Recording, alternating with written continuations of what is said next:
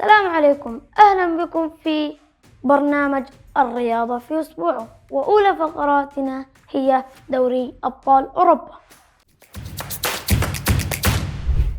في مباراة ريال مدريد وبايرن ميونخ في البرنابيو، البافاري بايرن ميونخ يتفوق بنتيجة 2-1، والهدف الأول يأتي من لويس دياز، والهدف الثاني من هاري كين، والهدف الوحيد لريال مدريد يأتي من كيليان امبابي.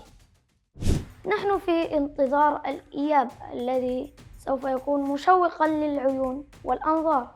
هل ريال مدريد سوف يحقق الريمونتادا أم بايرن ميونخ سوف يكون بالمرصاد؟ وفي مباراة باريس وليفربول، باريس يفوز بنتيجة 2-0، والهدف الأول يأتي من ديزيري دوي، والهدف الثاني يأتي من كفاراتسخيليا. في الإياب، هل باريس سوف يواصل أم ليفربول سوف يحقق المفاجأة؟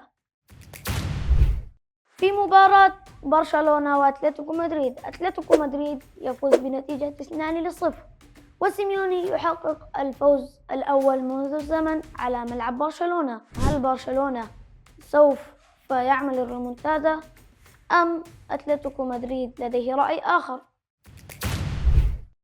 في مباراة أرسنال وسبورتنج لشبونة، أرسنال يفوز بنتيجة 1-0.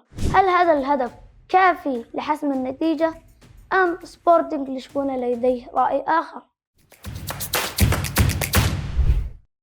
والآن فقرة دوري أبطال آسيا للنخبة. لدينا مجموعة من مباريات دور 16، لكن من أهمها الكلاسيكو الخليجي، الهلال السعودي والسد القطري. وفي الختام، سلام.